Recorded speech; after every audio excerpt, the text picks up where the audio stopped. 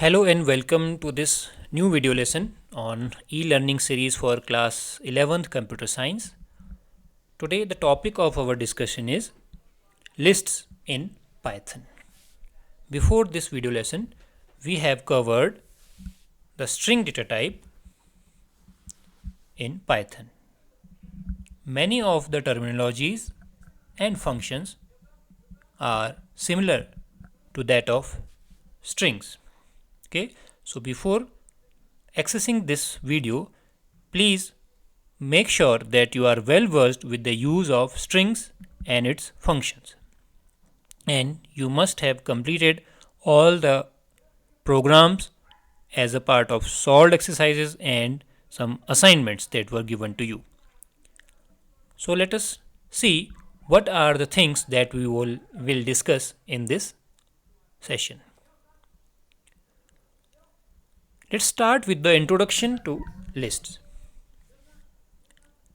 A list is a collection of Python objects separated by commas.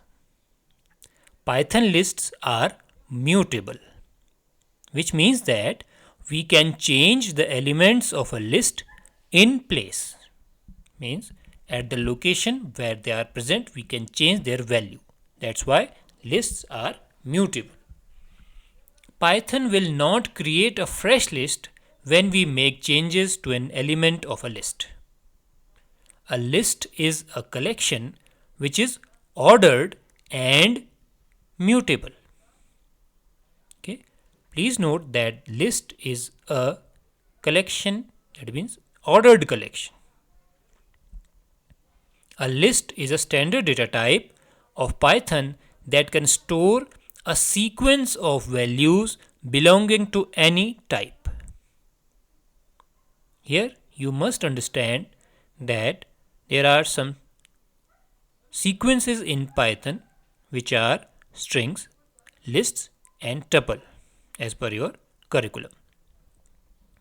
In Python, lists are written within square brackets. The use of brackets is very important to detect the data type. Clear? So let us see how we can create lists. First we can see how to create an empty list, a list having no element. Here these three signs indicate Python prompt. So in a Python prompt, if you write any variable name equal to empty brackets, please note square brackets, it means that you are creating an empty list, a list with no members. And if you want to create a list with integer values, you will write L equal to, the name can change, in square brackets, values separated by comma. Similarly, you can have character values, string values, or the combination of all the data types in a list. I think it is understandable. Now let us see the types of lists. The first is empty list. We have a constructor function for list having the name list. If we write like this, L equal to list and followed by the parenthesis, it will generate an empty list and the name of that list will be L. If you want to create a list with a single element, you can have like this, L equal to, in brackets, square brackets, give the value. You can have long lists also, L equal to, in brackets, many values separated by comma. And this is very interesting, nested lists. Like nested if, nested loops, we have nested list, which means a list inside another list. Here you can see we have a list element 3, 4 inside this list element. So this is a nested list. List inside list is called nested list. So here you can see that a list element can have another list element as a member of it. Now we will see how to create a list from a sequence. Here we have the list function which takes the sequence as argument. You know the sequence? Which data types are called sequence? As per your syllabus, string, list and tuple. These are the sequences. So we can create a list from string or a tuple. So what you will have to do, you have to provide the name of the sequence in this list function, and it will generate a list. Here sequence can be any kind of sequence object like string, tuple and list. Suppose you write like this, L is equal to list, and you provide this string, it will generate a list like H, E, L, L, O. Similarly, if you have this tuple, this is a tuple, don't worry if you cannot recognize it. You will recognize it after completing the next session, and that will be on tuples. Just as per your previous knowledge of data types, you can see that this is a tuple, and if you want to create a list from this tuple, you will write like this, L equal to list, and in bracket you provide the name of the tuple. It will give you a list W, O, R, T, H. Suppose you want to input values as in the form of a list, you can write like this, L equal to list, input, enter list element. So the elements you will input without any spaces, those will be converted into list elements. But the problem here is you cannot differentiate between a single digit or a large number. Okay, so if you put 2, 3, 5, 6, 4, then that comma that you are providing will also become a member of the list. So this method is not that much appropriate for use. So the best method that is used to input list is using this eval function. We will be discussing this eval function in the next slide. So this L equal to eval, that means evaluate the input. So input, enter list elements. The syntax is same, but the difference is in the functions used. Here we have used the constructor function called list. Here we have used evaluate function. What it does, it evaluates the type of input and it converts it accordingly. But the thing to be noted here is you have to provide the values in brackets by yourself. You have to write bracket sign also in the input. Then only it will understand that the input type is of list, and it will create the list accordingly. Okay, so this one is better approach. Now let us discuss eval function, that is evaluate function. The eval function of Python can be used to evaluate and return the result of an expression given as string. Okay, so it reads the string and it analyzes its type and perform the functions accordingly. Let us see an example. If you write eval and in argument you provide 5 plus 8 as a string, it will check that 5 and 8 are numbers. These are integers. So it will perform the addition operation and it will return 13. Similarly, if you write eval and in quotes you write 3 into 10, it will give you 30. Okay, as it then interpret an expression as a string, we can use it with input function. The input function also gives the output as string, and eval function also evaluates the string. So we can use the input function as a argument in eval. So when you write like this, x is equal to eval, input, enter value. So whichever value you provide, that will be interpreted as string, because input function converts everything into string, but that value will be actually evaluated by this eval function, and it will check the value, like it can be integer or float. Okay, and it will store the value as that type only. It can be integer or float. This function can also be used to input list and tuple while using proper brackets. Okay, in the previous slide you have seen that we have used eval function to input list, but you have to use square brackets to input a list. Clear? Let's move forward. How to access list elements? Lists are very much similar to strings except for the mutability. Strings are immutable, lists are mutable. In lists, we have forward as well as backward indexing that you have seen in the video covering the string data type. The forward indexing moves from 0 to length -1. The backward indexing moves from -1 to minus length. Lists are stored in memory just like strings, except that because some of their objects are larger than others, they store a reference at each index instead of single characters as in strings. So, this point must be clear to you that in strings there are only single characters at each position. So, these characters are stored one after another. But in list, each element can be a large element or a small element.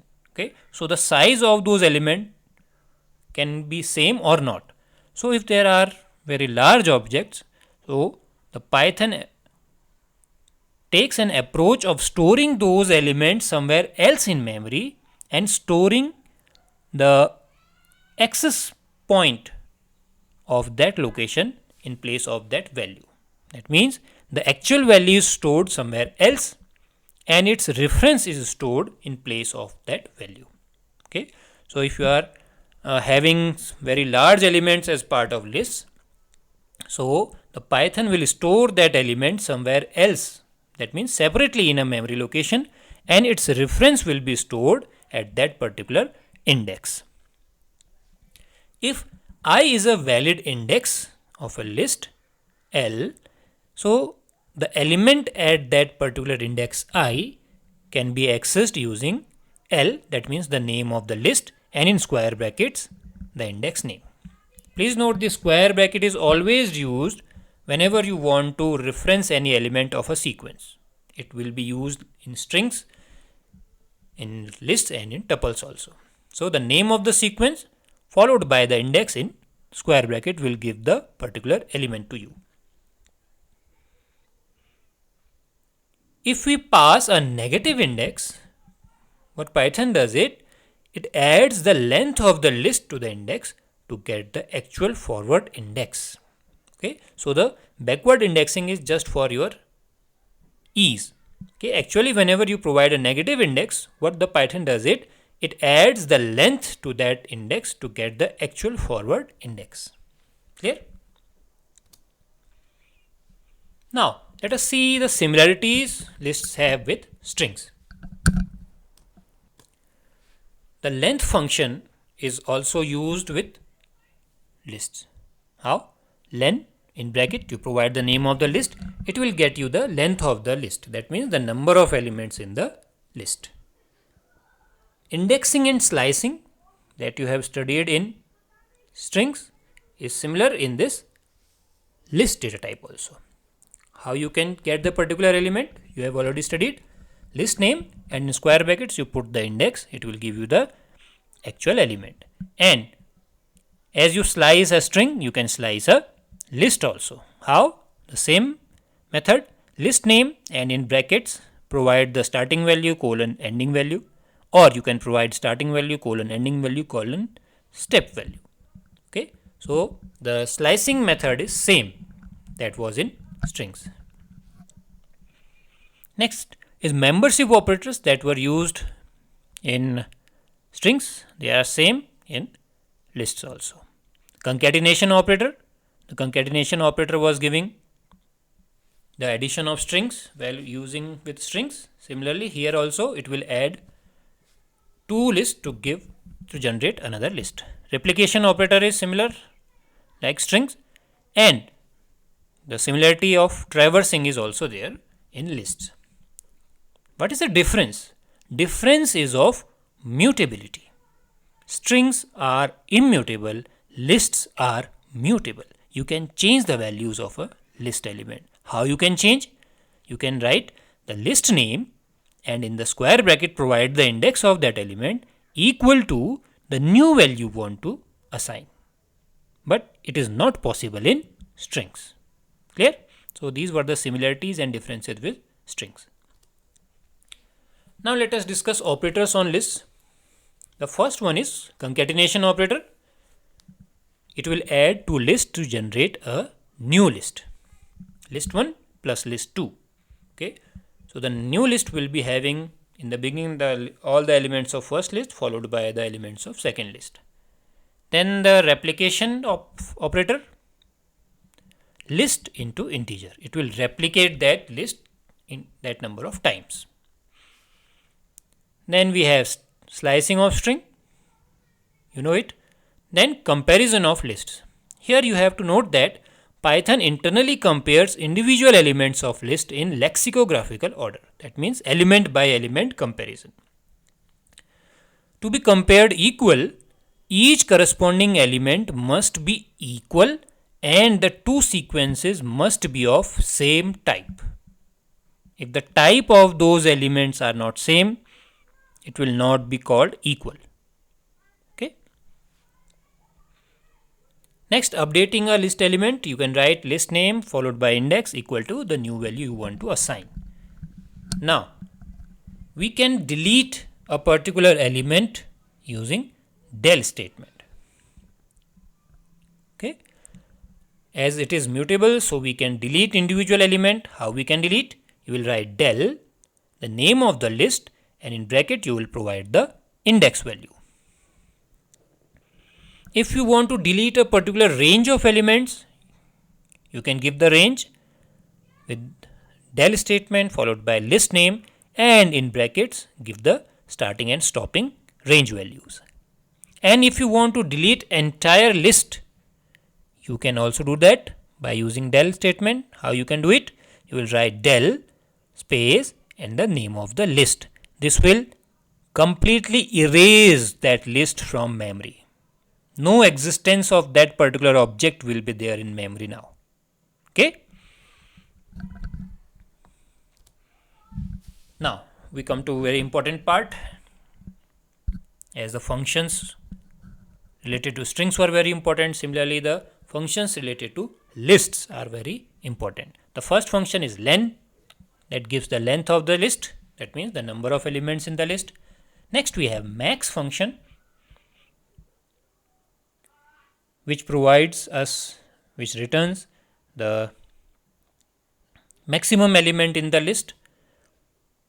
But you must note that the list must contain comparable data types, which means the data types of that list must be same. Then only you can get the maximum value. Similarly, the minimum function, that min, will get the minimum element in that list, but the data type of those elements must be same for comparison. We have a sum method also that adds all the elements of the list. Please note, these functions are not inside the list class, they are separate function because you are providing this list value as argument. Okay, length in bracket list, max in bracket list, min in bracket list. Whereas the functions like index and append and the other functions that we will discuss are a part of list class. That's why they are used with the list object. You can see here list name dot index, list name dot append. I think you are familiar with this difference. We have discussed this difference in the video lesson covering the strings. So now we have the index method, which is used like list dot index, and you provide a value. It returns the index of the first match, which means that the first occurrence of that particular item will be returned, the index of that particular first match. If it is not there, the element is not present, it will return value error. Okay. Append function, very important. How you will use it? List name dot append and in bracket one element. This append function takes only a single element. This is very important point. with respect to append function, it takes only a single value. What it does, it adds that particular element at the end of the list. Okay, so append means add at the end. So it adds that object that you have provided in the bracket to the end of the list, and it will not return any value. It will make the change, but it will not return anything. Okay. Next we have extend method. How you use it? List name dot extend, and you provide a list of elements in it. In the append function, you just provide a single value, where in extend function you can provide a list of values. It is used to add multiple elements in the form of a list. It also doesn't return any value. Okay, so you must understand the difference between the extend and append function. Next we have insert method. So suppose you want to insert a particular item at a particular index, you will use insert method, because both append and extend adds the elements at the end. So in insert we will use list name dot insert. We will give the position where we want to insert, comma, the item that we want to insert. So it inserts a particular element at a given position.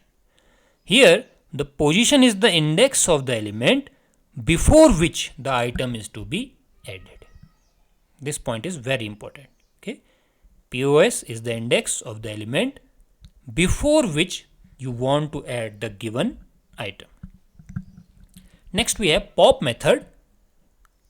How use it? We use it like list name dot pop, and you want to give an index, you can give. It is used to remove the element present at the index. Okay, you can remove a particular element from the list. It returns. Okay, some methods return something, other methods do not return something. Okay, so you have to be clear which methods are returning value and which one are non-returning values. What it returns? It returns the item being popped. The item that is being deleted will be given to you back. Here the index is optional. If you do not provide the index value, it will pop the last element. If you are providing the index value, then it is okay. That particular index element will be popped or deleted. Otherwise, if you are not providing the value of the index, the last element of the list will be deleted. The thing to be noted is it will raise an exception, that is a runtime error, if the list is already empty. That means if you are trying to pop an element from an already empty list, it will generate runtime error. Next we have remove method. How do you use it? You will use it like list name dot remove and the particular value. This function is used to remove the first occurrence of the given value in the list.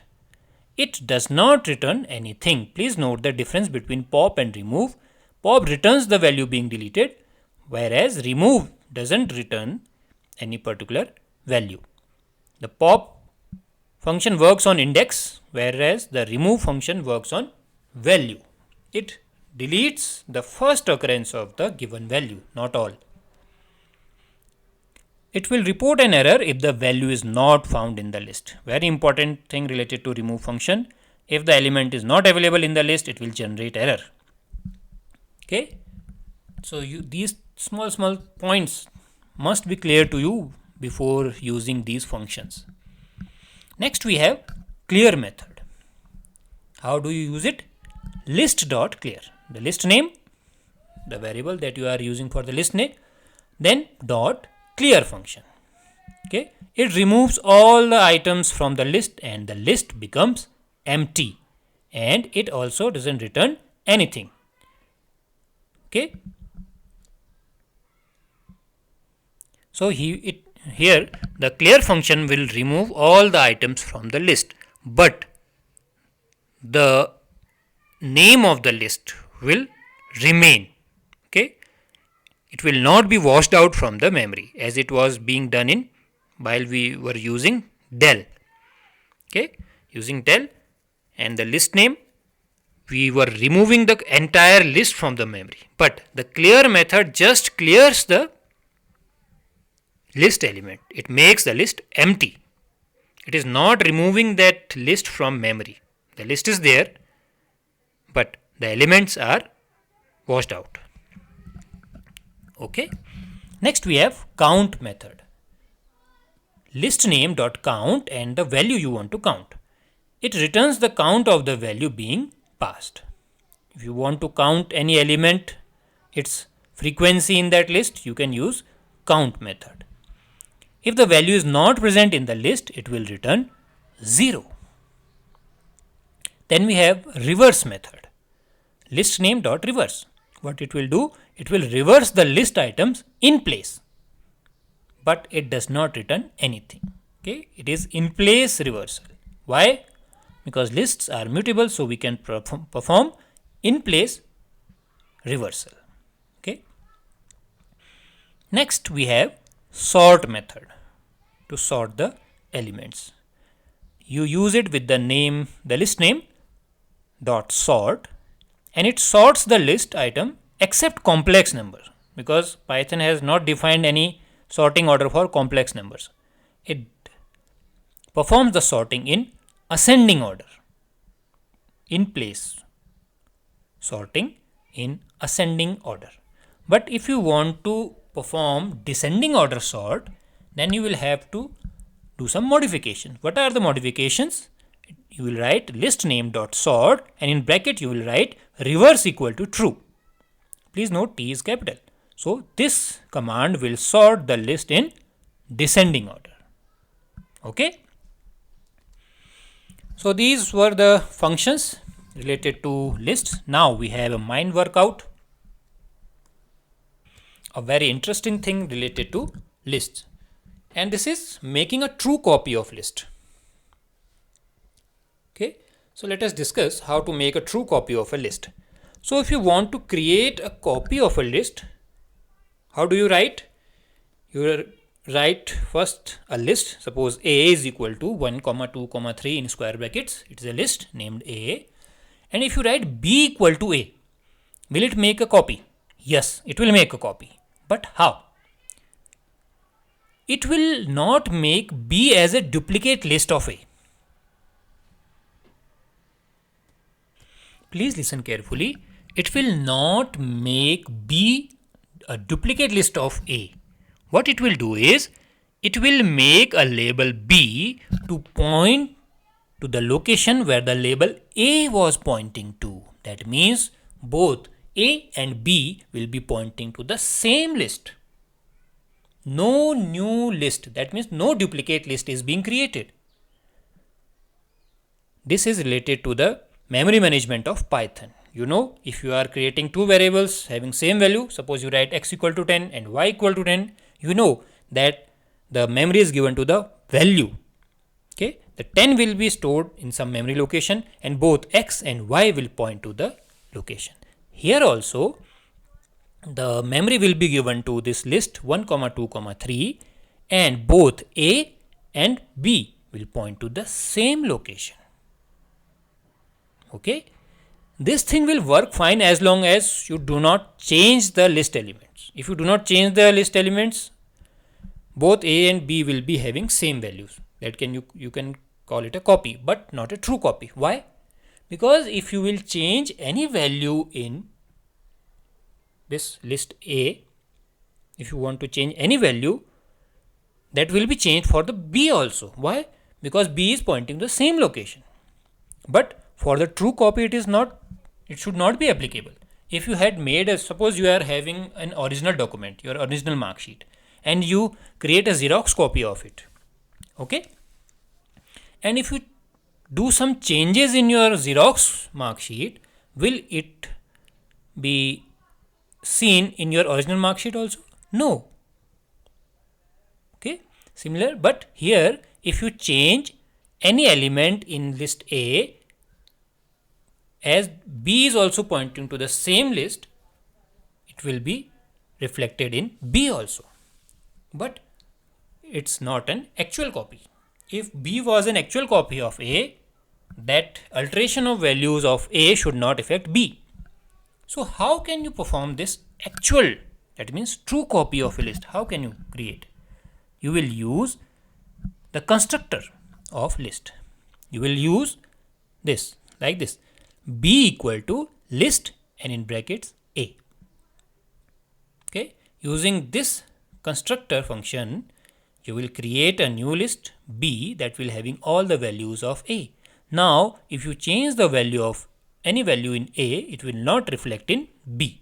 So that's how we create the true independent copy of a list. Okay. So wasn't it a workout for your mind? It was. Okay, let's move forward and let us see some solved examples, some solved problems related to lists. First, to calculate the length of a list, similarly, we have done this question in strings also. It is very easy for you to understand.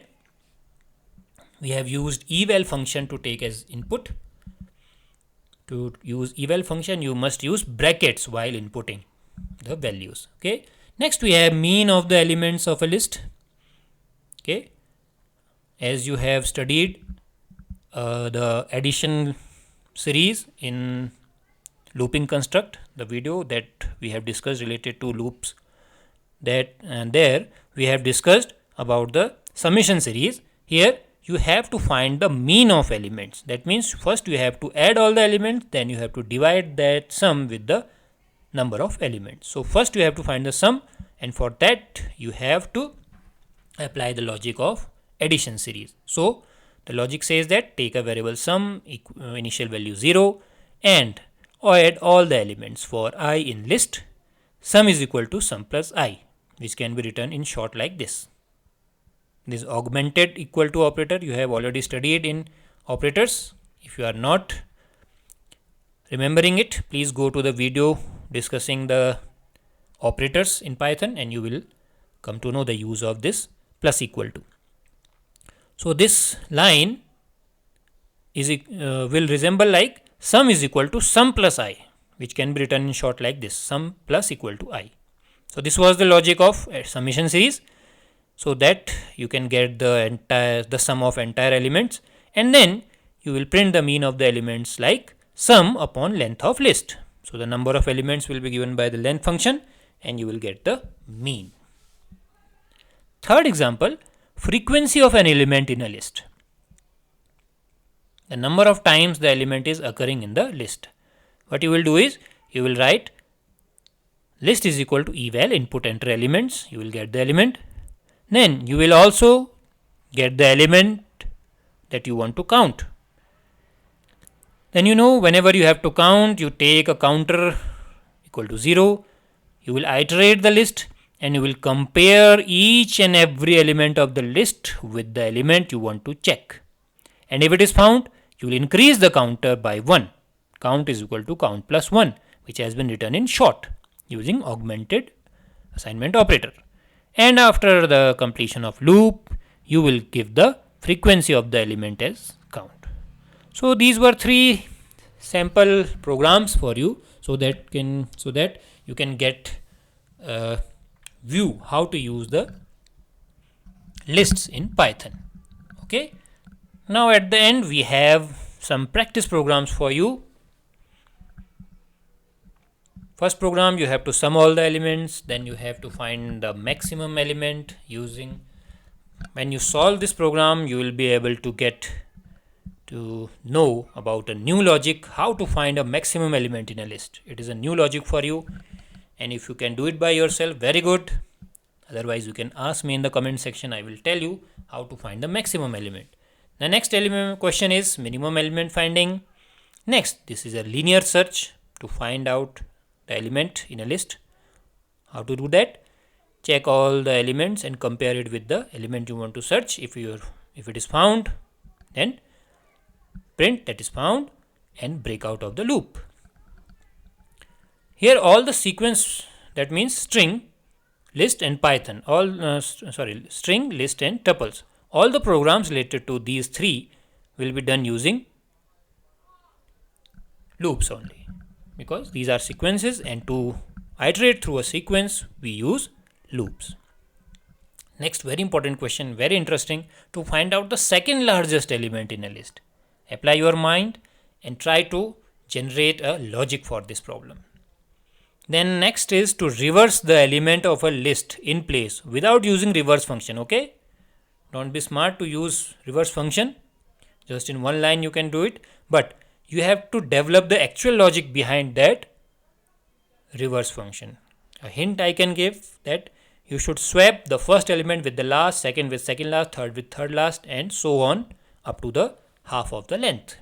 Okay, this was enough hint for you. Try to solve it. Then Python program to concatenate two lists, meant to add two lists. One list plus second list equal to the third list. That means the third list will have the first list elements of first list followed by the list of elements of second list. Okay. Then a program where you will ask the user to input a list containing numbers between 1 to 12, and after they have been inputted, then you should replace all the numbers that are greater than 10 with value 10. Okay, very easy.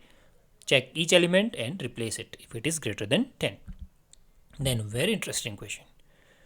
Ask the user to enter a list of strings. Create a new list that consists of all those strings, but the first characters of all those strings must be removed in the new list.